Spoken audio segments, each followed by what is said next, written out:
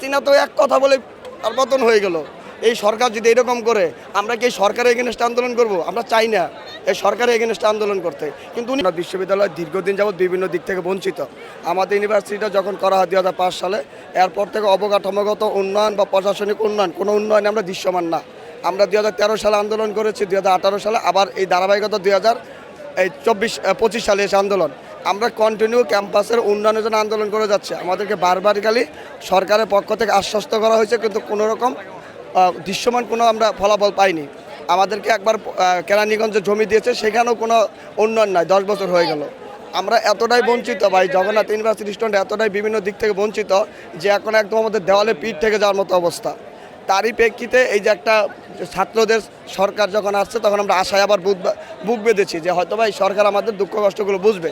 যার ফলশ্রুতিতে আমরা বিভিন্নভাবে এই উপদেষ্টাদের সাথে যোগাযোগ করা হয়েছে। আপনারা জানেন, এর আগে আমরা একবার মন্ত্রণালয় ঘেরাও করেছিলাম, তখনও আমাদেরকে বিভিন্ন রকম আশ্বস্ত দেওয়া হয়েছে যে আমাদের এটা সমস্যাগুলো সমাধান করা হবে। কিন্তু তারা তারপরেও কোনো খালি ওই যে মূলা ঝোলানোর মতো অবস্থা। এই প্রেক্ষিতে আমরা এই গত পরশু দিন উদ্যোগ নেওয়া হয় যে আমরা প্রধান উপদেষ্টার সাথে সরাসরি কথা বলবো আমাদের সমস্যাগুলো নিয়ে। এর জন্য আমরা যখন ইউনিভার্সিটি থেকে রওনা দিয়ে আসার পরে জানেন এখানে একটা কীরকম ন্যাক্কারজনক ঘটনা আমাদের সাথে ঘটে। আমাদেরকে তারা টিয়ার গ্যাস মারে, লাঠি চার্জ করে। এখন এইভাবে আমরা 3 দিনই কিন্তু আমরা এখানে অবস্থান আছি, আপনারা দেখেছেন 24 ঘন্টা আমরা আছি। এরপরে একটা উপদেষ্টা আমাদের সাথে আসলো, মাহফুজ ভাই, আইসা কথা বলার জন্য। ওনার সাথে একটা অনাকাঙ্ক্ষিত ঘটনা ঘটেছে। এর জন্য বিশ্ববিদ্যালয়ের প্রশাসন, শিক্ষকরা পর্যন্ত তাকে সরি বলা হয়েছে যে আমরা এর জন্য দুঃখ প্রকাশ করেছি। এরপরে উনি ওই ইগুটাকে নিয়ে রাখছে। ইগু নিলে তো হবে না। আমাদের সাজিদের লাশ, আমাদের জুলাই আন্দোলনের সাজিদ মারা গেছে, সেই সাজিদের লাশের উপরে তো ওনারা বসে আছে। আমাদের 4 জন গুলিবিদ্ধ হয়েছে জুলাই আন্দোলনের, যারা এখনও চিকিৎসাধীন। এদের কি কোনো ত্যাগের নাই? ওনার একটা বোতলের তো বেশি আঘাত পায় নাই। সিম্পল বিষয়, একটা ছোটো ভাই দিছে, ওনারই তো ছোটো ভাই, আমরা ইউনিভার্সিটি, তাই না?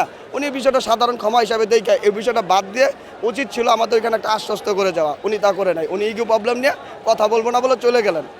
এই যে আমাদের এই যে কষ্ট, এই যে ভোগান্তি, এই ভোগান্তিকে প্রশাসন কি দেখে না? প্রধান উপদেষ্টা কি দেখে না? প্রধান উপদেষ্টা কি দেখতেছে না যে এতগুলো স্টুডেন্ট যেখানে রাস্তায় বসে আছে, খাওয়া দাওয়া কোনো কিছু ঠিক নাই? এটা আসলে কি? তাহলে এই সরকার কি যাচ্ছে? হাসিনা তো এক কথা বলে আর পতন হয়ে গেল। এই সরকার যদি এরকম করে, আমরা কি এই সরকারের এগেনস্টে আন্দোলন করব? আমরা চাই না এই সরকারের এগেনস্টে আন্দোলন করতে, কিন্তু উনি বাধ্য করতেছে ওনার এগেনস্টে আন্দোলন করতে।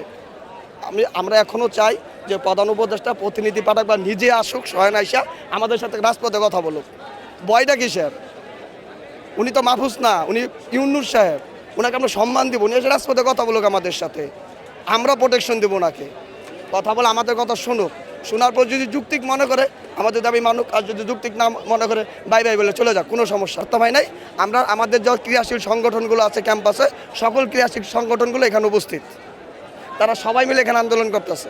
সবাই সাধারণ ছাত্রদের সাথে আমরা এই যুক্তিক দাবির পক্ষে আছি। আমরা কোনো রাজনৈতিক দলে কোনো বড় লিডার আসে না। জগন্নাথ ইউনিভার্সিটির সাবেক যে জবিয়ানরা আছে, সাবেক স্টুডেন্টরা, তারা এসে একত্রতা প্রকাশ করেছে। তারা রাজনীতি বাহিরে গিয়ে সাবেক স্টুডেন্ট হিসাবে এসে একত্রতা প্রকাশ করেছে। এখন যেভাবে প্রশাসন আগাচ্ছে, যদি এখানে অনাকাঙ্ক্ষিত কোনো ঘটনা ঘটে, হয়তোবা রাজনৈতিক ব্যক্তিরা তাদের অবস্থান থেকেও সাড়া দিবে। তাদের রাজনৈতিক যে মুখ পরিচয়টা, সেটা এসে দিতে বাধ্য হবে, যেটা সরকারের জন্য খারাপ কিছু হবে। তিতুমির এসেছে, আমরা তথ্য পেয়েছি।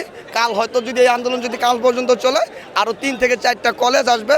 জানি না ঢাকা বিশ্ববিদ্যালয়ে কী করবে। তারা আসলে উচিত ছিল তাদের প্রথম দিনে এসে আমাদের সাথে একত্রতা প্রকাশ করা। আমরা এটা খুব মর্মাহত যে ঢাকা ইউনিভার্সিটি কেন আসলো না।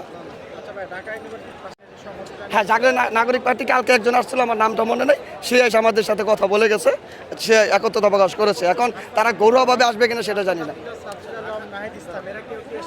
না, সাজিদ নাহিদ ইসলাম আর কেউ আসে নাই, বা আপনার বাকি যারা নাগরিক পার্টি ফ্রন্ট লাইনের তারা কেউ আসে নাই।